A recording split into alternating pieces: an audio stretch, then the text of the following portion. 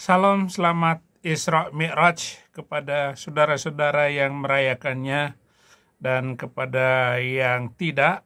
Ya seperti saya dulu ingat sekali saya kalau Isra Mi'raj itu, wah saya bangga untuk mendengarkan ceramah. Ada uak dari ibu saya itu namanya Abu Bakar Yasin namanya, yang selalu kalau dia itu ceramah lucu. Saya juga dapat ilmu lucu itu ya termasuk dari uak saya dari ibu, Pak D dari ibu. Wah jago kalau ceritanya itu. Semua orang akan berduyun-duyun datang di masjid itu. Lebih-lebih lagi karena setelah ceramahnya itu nanti akan dibagikan makanan-makanan, kue-kue dan nasi ketan, dan juga itu tape singkong ataupun tape ketan ketan hitam gitu. Wah senang sekali. Tetapi saya berbicara tentang Isra Mi'raj tidak lengkap kalau tanpa dengan video putri saya, karena dia lebih pintar lagi daripada saya. Nah, terima kasih. Oke, kita dengarkan video dari putri saya. Ketujuh via Yerusalem hanya memakan waktu kurang dari semalam. Ngomong-ngomong, jarak dari Masjid Haram ke Masjid Aqsa itu 1.400. Tapi sebenarnya Isra Mi'raj itu ceritanya gimana sih? Yang kita peringati itu apa sih? Peristiwa Isra Mi'raj ini terjadi pada bulan Rajab tahun 621 Masehi. Tahun Hijriahnya belum ada, masih tahun 0. Karena Isra Mi'raj terjadi kira-kira setahun sebelum Nabi hijrah. Yang mana itu sudah masuk di tahun 10 kenabian. Oke. Tahun ke-10 Nabi jadi ya, Nabi. Putri saya, udah jangan panjang-panjang kamu ya. Karena AB juga mau bergaya seolah-olah saya lebih pintar dari kamu. Tapi sebenarnya semakin orang mendahului dan mempelajari kitab itu, mempelajari cerita-cerita aneh seperti itu, orang tidak akan percaya. Bagaimana mungkin percaya, saudara-saudara? Mana ada Isra Mi'raj abad ke-7 itu perjalanan SAW yang diyakini sebagai terjadi dalam satu malam tahun 621 Masehi, dan peristiwa itu terdiri dari dua, Isra dan Mi'raj. Isra perjalanan beliau terbang dari Masjidil Haram ke Masjidil Aqsa, Baitul Maqdis, Yerusalem, menaiki buraq, seekor burung bersayap yang menyerupai kuda. Mi'raj adalah dia naik lagi SAW itu ke Baitul Maqdis, langit ke-7 menuju Sidratul Muntaha. Peristiwa ini merupakan salah satu dari peristiwa penting dari kalender Islam yang memperingati setiap tahunnya itu 27 Rajab. Nah, baru kemarin kalau di Indonesia, dan baru hari ini diperingati di Amerika. Peringatan Isra Mi'raj memiliki katanya itu menumbuhkan iman kepada Allah SWT, meyakini bahwa Muhammad adalah utusan Allah, meyakini bahwa setiap kesulitan akan ada kemudahan dari Allah, mengetahui bahwa melanggar perintah Allah akan berakhir dari hukuman, dan mengetahui tanda-tanda kebesaran Allah, sehingga kalau kita masuk di dalam sorga, ajaib. Saudara-saudara, peristiwa perjalanan SAW dari Masjidil Haram itu menuju Aqsa, kemudian dibawa ke langit ke-7 untuk diperlihatkan kepada bagaimana besarnya Allah itu, juga mendapat perintah sholat 5 waktu dari Allah SWT. Jadi begitu. Namun ada yang mendahului preambul dari cerita itu, istrinya meninggal, kemudian pamannya juga meninggal dalam tahun yang sama, sehingga beliau itu merana dan sedih sekali. Maka disebut tahun Amul Huzn, hari tahun kesedihan Mr. M. Jadi begitu. Nah, ayat satu-satunya yang dipakai untuk naik ke langit itu adalah surat ke-17, surat Isra, yaitu Bani Israel, ayat 1. Hanya itu satu-satunya ayat. Kemudian kalau ayat-ayat tempel-tempelan, cocok-cocokmologi itu banyak sekali tentang ayatnya. Itu bagaimana pintu, ada langit, ada pintunya. Kan lucu ada pintunya gitu. Subhanalladzi asra bi 'abdihi lailam minal masjidil haram ilal masjidil aqsa alladzi barokna haulahu linuriyahu min ayatina innahu huwas samiul basir gitu. Maha suci Allah yang telah memperjalankan, mengisrakan Mr. M. Ini maksudnya hambanya itu Mr. M pada malam di Masjidil Haram ke Masjidil Aqsa, telah kami berkahi sekelilingnya agar diperlihatkan kebesarannya, tanda-tanda Allah, dan sesungguhnya Maha mendengar lagi Maha mengetahui. Isra merupakan penggabungan, Isra Mi'raj itu penggabungan dua peristiwa dari Mekah ke Madinah. Itu masih dalam perjalanan atmosfer bumi. Kalau Mi'raj itu traveling ke langit ke-7. Nah, itu ditempuh dari Isra dan Mi'raj itu hanya sampai sebelum subuh sudah sampai. Itu kecepatannya luar biasa karena melebihi kecepatan cahaya, dan belum pernah ada kendaraan di muka bumi ini, termasuk pesawat ulang-alik ataupun Challenger, yang mampu menyaingi kecepatan cahaya. Itu belum ada. Nah, baru ada itu adalah buruk, kendaraan yang dibuat oleh Muhammad itu, saudara-saudara.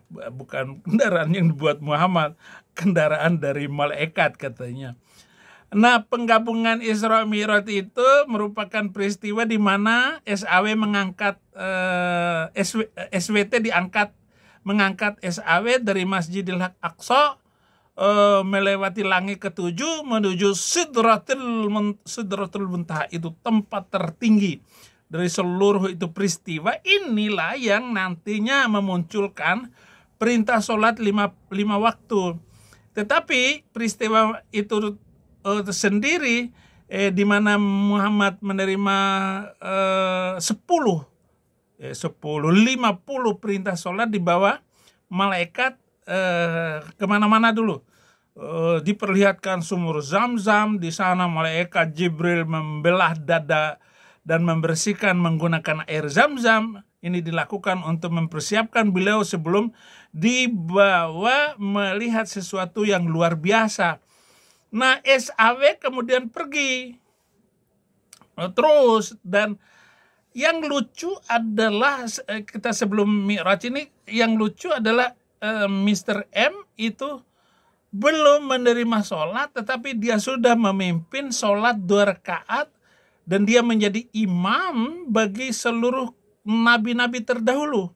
Dan nabi-nabi terdahulu itu mengikatkan kendaraannya di halaman Masjid Aqsa. Lucu sekali. Berarti bayangkan 124.000 nabi punya kendaraan di luar sono. Dan satu imamnya itu Muhammad. Jadi begitu. Setibanya di Aqsa, beliau menambatkan buruknya dan mendirikan sholat. Setelah itu dia bersama diajak oleh Jibril pergi ke langit ke-7. Dari setiap lapisan langit, Muhammad bertemu dengan nabi-nabi terdahulu. Langit pertama, Muhammad bertemu dengan laki-laki berbadan tinggi mencapai 60 siku ke langit. Jadi sekitar 27 meter tinggi laki-laki itu. Saat menoleh ke kanan, laki-laki itu tersenyum. Namun saat melihat ke sebelah kiri, ia menangis. Selamat bertemu, wahai anak yang soleh dan nabi yang soleh, kata laki-laki tersebut saat melihat Mr. M. Lalu bertanya Mr. M, siapakah dia? Tanya Mr. M. Ia ternyata adalah Adam, merupakan nabi manusia pertama di dunia. Ada alasan mengapa Nabi Adam itu tersenyum dan menangis. Itu biarin aja, tersenyum karena gembira dengan turunan Mr. Adam itu banyak yang baik, ke kiri menangis karena turunan Adam itu banyak yang jahat. Ya, ada ustadz yang baik dan ada ustadz yang jahat, ada pendeta yang baik, ada pendeta yang jahat, dan seterusnya dan seterusnya. Saat melihat sebelah kanan, yang melihat keturunannya yang masuk surga, sementara saat melihat ke kiri, turunannya masuk neraka. Kisah di langit kedua. Nih, langit kedua nih. Tadi langit pertama ketemu Adam. Jangan lupa ya. Setiba di langit kedua, Mr. M bertemu dengan Nabi Yahya dan Nabi Isa alaihissalam.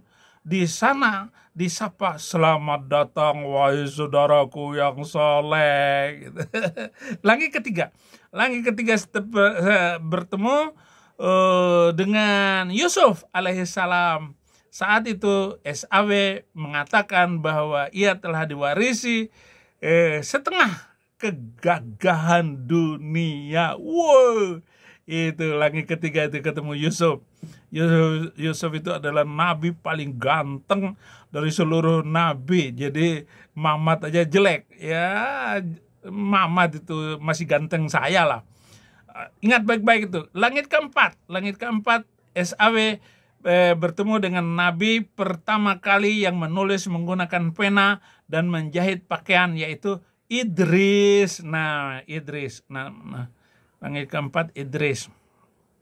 Nah, ini cerita, ini Nabi Idris ini nabi fiktif, tidak ada di dalam Alkitab, tetapi di dalam Islam ya. Oke saja. Jadi bertemu dengan Idris. Ini adalah nabi karangan Mr. M sendiri dan ulama-ulama gitu. Tapi adalah di dalam Al-Qur'an itu. Lalu Idris bilang, selamat datang saudaraku nabi yang soleh. Enak aja, soleh apanya, kelakuannya kayak begitu. 5. Langit kelima sesampainya SAW bertemu dengan Harun. Harun itu kakak daripada Musa. Harun itu kakak dari Miriam. Kakak Miriam itu namanya Harun. Nah, di sini kontradiksinya antara cerita Alkitab dengan Islam. Kalau Islam yang ngaconya minta ampun deh. Katanya tidak ada kekacauan di dalam Quran itu. Gitu saudara-saudara. Apa kata Harun? Selamat bertemu wahai nabi yang soleh dan saudaraku yang soleh. Haleluya. Langit keenam, tadi kelima, langit keenam itu bertemu dengan Musa. Apa kata Musa? Selamat datang hai nabi yang soleh dan saudaraku yang soleh. Ya nabi soleh alaikum. Ya nabi soleh alaikum. Itu nyanyi nabi soleh. Nggak ada itu cerita. Kalau kita melihat dan mengumpulkan seluruh cerita-cerita Muhammad, yang nggak ada soleh apanya. Langit ketujuh, SAW bertemu dengan laki-laki tua yang sedang bersandar di Baitul Makmur. Dia menanyakan siapa laki-laki yang bersandar itu, ternyata adalah Ibrahim alaihissalam. Nah, itu langit ketujuh. Sampai ke Baitul Makmur, merupakan tempat para malaikat tawaf. Di Baitul Makmur itu malaikat pada mutar-mutar. Yang setiap harinya itu 70.000 malaikat. Saya nggak tahu ya gimana sensus malaikat zaman itu ya. 70.000 setiap hari itu. Tawaf 70.000, bukannya 70 juta gitu. Atau 72 malaikat seperti bidadari itu gitu. Tapi kok 70.000, kok tahu Muhammad itu menghitungnya itu? Kan susah. Main kira-kira ini Muhammad ini. Nah, dia sendiri nggak bisa ngitung. Buta huruf. Langit ketujuh, saat berada di langit ketujuh, Rasulullah ingin naik satu tingkatan lagi. Namun malaikat Jibril tidak bisa mengantarkannya lebih jauh lagi.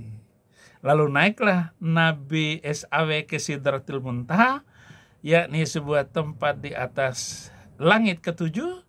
Dan di dekatnya ada surga. Keindahan Sidratul Muntaha tak bisa digambarkan. bahkan SAW sampai terkagum-kagum. Untung aja dia nggak kencing di celana. Oh, saya nggak tahu ya bagaimana dia nahan kencing waktu di langit itu ya. Apakah waktu dia naik ke langit itu kencingnya bagaimana gitu? Saya juga nggak tahu. Karena nggak diceritakan. Nggak usah lah nanya-nanya kayak begitu. Kalian ini suka nanya begitu.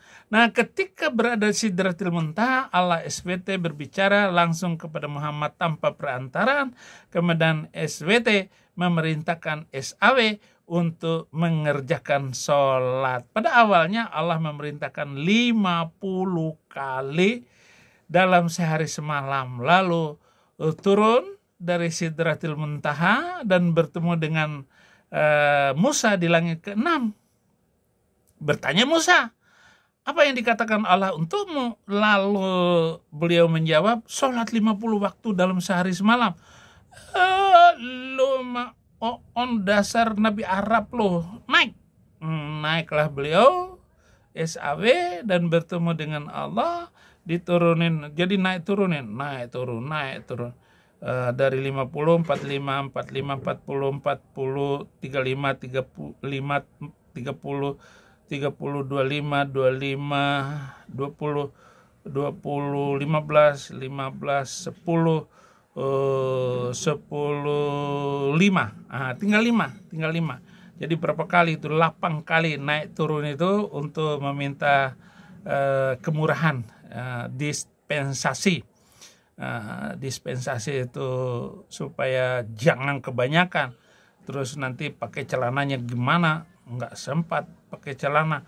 5 kali sehari Muslim nggak ada yang sholat di seluruh Indonesia. Paling ya 2% dari seluruh Muslim itu yang nggak pernah meninggalkan. Kemudian Nabi Musa menjawab, kembalilah dan minta keringanan. Setelah dapat 5 kali ini, sungguh-sungguh untuk lemah dan tidak akan sanggup melakukannya. Setelah itu Nabi kembali menemui Allah untuk meminta keringanan dan kemudian mengurangi waktu tinggal 5 bilangan. Setelah itu SAW kembali turun dan bertemu dengan Musa dan agar memohon pengurangan dari 5 itu. Allah kembali mengurangi sholat, namun jumlahnya masih terbilang banyak. Akhirnya SAW terus meminta keringanan dan titiknya pada 5 itu. Dan ketika Musa bilang bahwa sekian itu berat sekali bagi kamu, kata Nabi Musa, berat sekali kamu itu. Tetapi apa jawab Mr. M, saudara-saudara? Aku malu. Karena rasa malunya itu. Dan terjadilah 5 kali sehari. Termasuk teriak toa-toa di masjid itu. Banyak di antara mereka yang tidak percaya akan kebenaran tersebut, namun tak sedikit juga yang patuh dan melaksanakan sholat 5 waktu hasil Isra Mi'raj. Sekarang permasalahannya, saudara-saudara, bagaimana keadaan ini bisa dipercaya di zaman modern ini? Isra Mi'raj itu apa benar nggak? Kasih komentar di sini. Kalau Anda masih percaya, ya silakan. Nggak percaya, ya saya senang sekali kalau Anda nggak percaya. Karena katanya Islam itu adalah agama akal dan tidak berakal bagi orang yang tidak beragama. Nah, lebih baik saya tidak berakal daripada percaya kayak cerita itu. Dan anak saya Kumaila itu mampu menceritakan dengan indah sekali kalau disuruh cerita. Tetapi kan saya perlu menceritakan lebih lengkap dari kisah-kisah sebelumnya begitu. Sebagai nabi, saudara-saudara, tidak ada nabi dari Arab. Semua nabi dari Bani Israel. Dan silakan kita terus mempelajari dan merenungkan apakah benar Islam itu sebuah agama yang membawa kepada damai. Terima kasih, Tuhan memberkati.